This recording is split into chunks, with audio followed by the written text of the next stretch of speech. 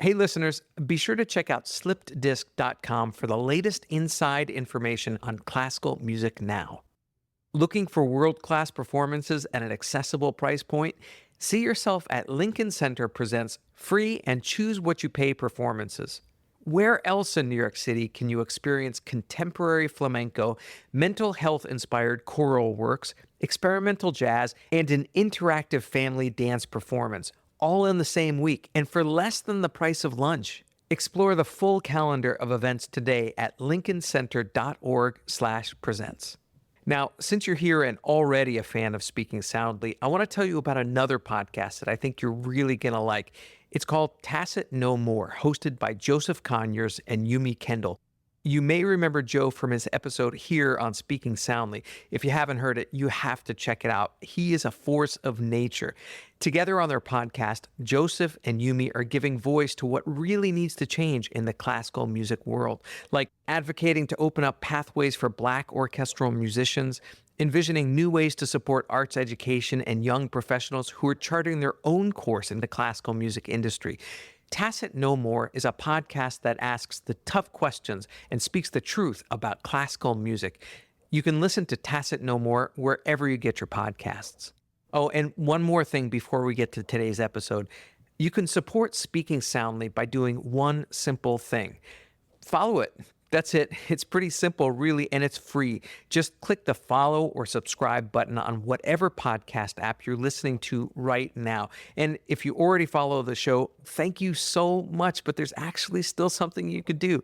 Click the share podcast button and send Speaking Soundly to your friends and relatives that also like listening to candid and inspiring conversations with some of the best musicians on the planet.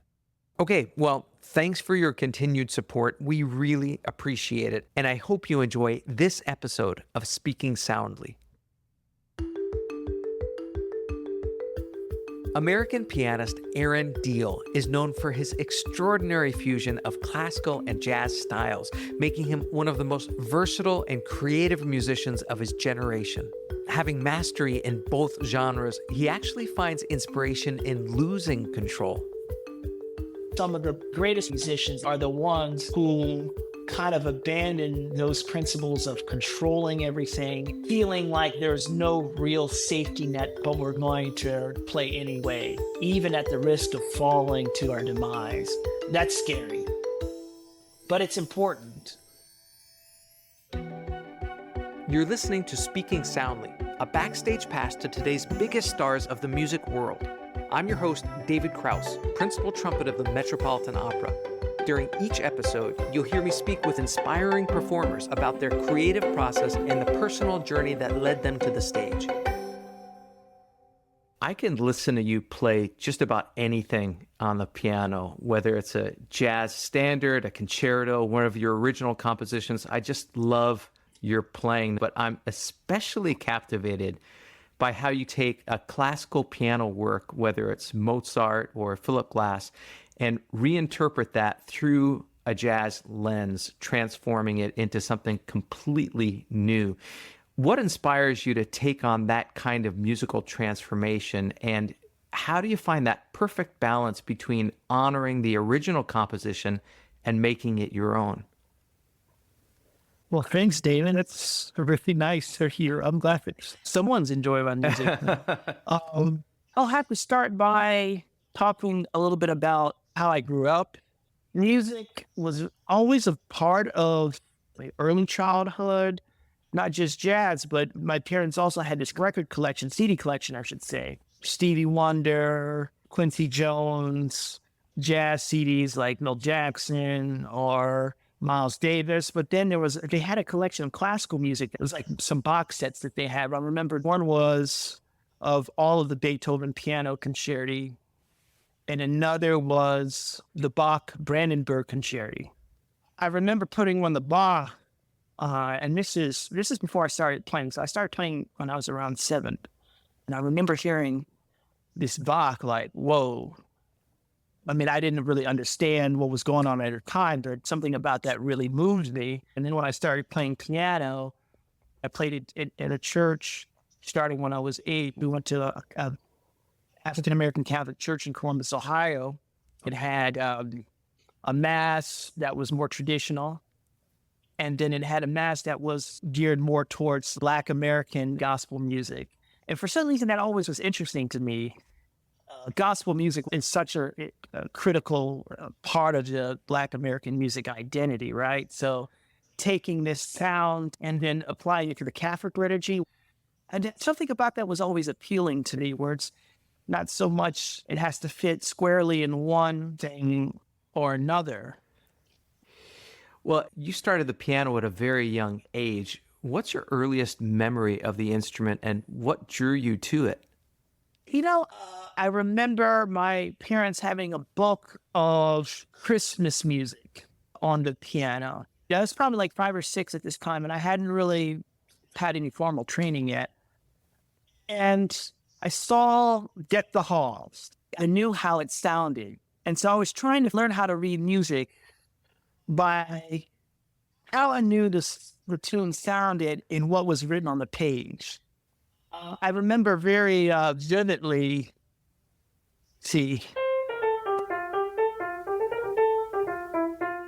and I was trying to figure out what that symbol meant, the one accidental in the key signature, that B flat. I was trying to figure out like what that meant. And I was trying to associate what that was with what I was playing on the keys. And I remember just being perplexed. Like I couldn't make the connection. So wait, time out. You're 5 years old. You could barely read, much less read music. Yeah, I couldn't read music for sure. Right. And you're reverse engineering reading music through Deck the Halls. Yeah, I did. I don't know how I did it. And I was lucky. I talked about church. I mean, one of the earliest musical experiences was hearing the organ at church and hearing the choir and really just being mesmerized by the sounds. And so when I started playing piano, the choir director, she approached me. She said, I know you're learning piano. If you want to play for the choir, why don't you come up and play for the church masses? Through that experience, after starting formal training and learning how to read and everything, what I learned most of all was that when we're playing music, it's not about us. It's about being in service of whatever the function of the music is. It's not necessarily about going up and showing what our abilities are as an instrumentalist. Like, what is the function of the music in this particular time, and how do you serve that function? Through church playing, I thought that was a very important lesson that I still try to apply today.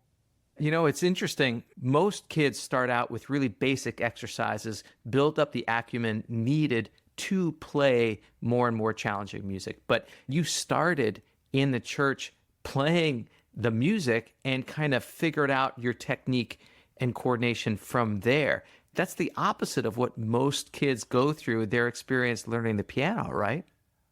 Well, it was actually a problem for me later on, because my piano teacher, of course, she wanted me to go through repertoire to be able to develop a certain technique. But she would have to rein me in a little bit, where I would try to play something like Liszt's Hungarian Rhapsody No. 2, which is, incredibly virtuosic. And my teacher would be like, no, you can't play that. And the reason why I wanted to play something difficult wasn't necessarily because it was hard, because I didn't know it was hard. It was just like, I like this music. How can I play it? And I think that's always been my approach, is like, well, this sounds good. This makes me feel a certain way. What do I have to do in order to recreate that sound that I'm hearing? To that end, as you were progressing on the piano when you were younger, was there a moment when you felt like all the practicing you had been putting in led to your fingers somehow feeling liberated, like they just knew where to go on the keyboard? That happened much later, I would say, because that's a psychological thing. I have to give credit to the pianist Fred Hirsch. I remember going to see him maybe about 10 years ago. He said, I can tell you like to be very precise about what you want to play. Well, when you're improvising, you don't necessarily have that luxury, because by the time you figure out what that is, you're already 20 bars ahead, So the mindset that I've learned through studying with Fred is how to loosen up a little bit of that and being a bit more adventurous, not premeditating the things that you want to play in the moment, but letting the moment happen. And for me, that still is very scary. Like simply abandoning all the things that I sort of been trained to do, being in the moment and just going on instinct. You've done the work in the practice room. Then once you're on the bandstand, just letting go of that. And that's very hard, because when one is on stage at Village Vanguard or Carnegie Hall, it's easy to be like, I've got it. It's got to be so great. But in order for it to be great, I have to be able to control what I'm doing. And I think some of the greatest musicians to me are the ones who abandon those principles of controlling everything and really being risk takers. I think it's an important lesson in how we can approach performance, the idea of playing in the moment, feeling like there's no real safety net under us, but we're going to play anyway, even at the risk of falling to our demise. That's scary, but it's important. Like many young students, you spent the summer attending Interlochen, which is an arts camp in Michigan, for classical training. But for you, it was a turning point toward jazz. How exactly did your interest in jazz develop during your time there? There was this kid, probably 10 or 11 at the time. His name was Eldar Janguro. I remember I saw him on CBS Sunday Morning. The late Dr. Billy Taylor interviewed him. And I remember he had that Russian training, right? I mean, his facility was just impeccable. But his interest was really in jazz. He loved Art Tatum. He loved Oscar Peterson. So I remember hanging out with him a little bit. And I told him that my grandfather was a jazz musician and blah, blah, blah. And we kind of struck up a little bit of a friendship. That was a big turning point for me in terms of delving into the jazz language. And my grandfather also encouraged me to sit in at some jam sessions. And I was always very shy about it. I never really wanted to do it because it's very intimidating. You know, when you have a piece of music that's predetermined for you, it's easier because you don't have to worry about anything other than like interpreting what the music is telling you to do. But when you have a clean slate in front of you and you have to use this very expansive language, you got to figure out how to use that language, make it individual, and then play with other people in real time. That's hard. It's very intimidating. So when I was at Interlochen and I heard Eldar, I said, wow, that's okay. Like, I can't let this little kid outplay me. I mean, it was very inspiring. And so that was my beginning on my journey into being more of a competent, proficient jazz musician. After Interlochen, you got a spot in the Columbus Youth Jazz Orchestra, where the director of the ensemble, Todd Stoll, recalls you practicing 6 or 8 hours a day and would just amaze people with your playing. I talked to him recently, and he wanted me to have you recall a time that he took you to play for one of the elder stride piano masters in Columbus named John Ulrich. You were the 16-year-old kid. When you showed up, he came out in his boxer shorts. His house was 90 degrees inside, and the place was a mess. And you played this unbelievable stride piano, and you were clearly focused on the music and not the surroundings. Yeah, it's funny. Yeah, it was very hot in that room. I forgot about that. I have to say that when I have music in front of me in my surroundings, it's like all else is irrelevant. And I think that's why I continue to entertain the idea of making a career as a musician, which is this, it's a crazy profession from a business standpoint. But I think for me, what's so motivating is when I hear musicians and they make me feel a certain way as a listener, and I think to myself, well, I would love to make people feel like that when I play. I don't necessarily want people to say, oh, Aaron was impressive. I want a feeling of like, that was beautiful. That's what I want when I play. What happens next in your life is just crazy to me. You're 16, you go to New York City to compete in jazz at Lincoln Center's Essentially Ellington competition. You win Outstanding Soloist and catch the attention of the one and only Wynton Marsalis, who, after hearing you, offers you a spot in his band for their upcoming tour of Europe, and you turn him down. What in the world were you thinking, turning down the great Wynton Marsalis and the gig of a lifetime? Well, I mean, the answer is simple. I had a previous engagement in Aspen for their Jazz Snowmass Institute, and they had called me to do this 2-week summer camp, if you will. And I said yes. And Wynton had called me to do this tour with him. Well, that's like turning down pitching for the Yankees to play wiffle ball, with your friends. Yeah, but I don't know. It just seemed like you have a commitment and you honor the commitment. So I said, Right. I can't do it. Sorry. And then Wes Anderson, the alto saxophonist, played with Wynton for many years. His wife called and was like, "Are you crazy? You turned down Wynton Marsalis?" I said, "Oh, okay. Well, should I take the gig?" And I called Aspen and I asked, I said, "Well, look, I got this offer. Is this okay?" They're like, "Oh yeah, there's no problem." So I ended up doing it. I mean, that was an interesting experience, because I was 17. I was playing with grown men who had played by that point for like 20 years together. I didn't know anything. It was very scary. I mean, there were some points where I just wanted to go home. I was like, this is hard. The music was hard. Not to mention the fact that we were doing one-nighters across Europe, and I had never done anything like that before. The rigors of actually traveling on the road, plus trying to keep up musically. I mean, the only explanation, and maybe you have to ask Wynton, maybe you wanted to give me like a sneak preview of how hard it was going to be playing music like that at a very high level and the kind of dedication that is required and all of the challenges that come along the way in pursuing the vocation of music. I mean, it's hard. It sounds stressful to be thrown into that situation, but you were there for a reason. I mean, Wynton heard something in your playing that made him think that you could do it. So at any point during the tour, were you able to step up and bridge that age and experience gap through your piano playing?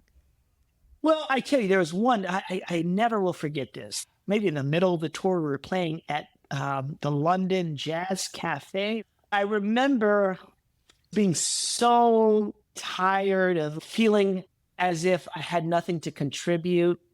And I remember saying, you know what, I don't care anymore. I'm just going to play.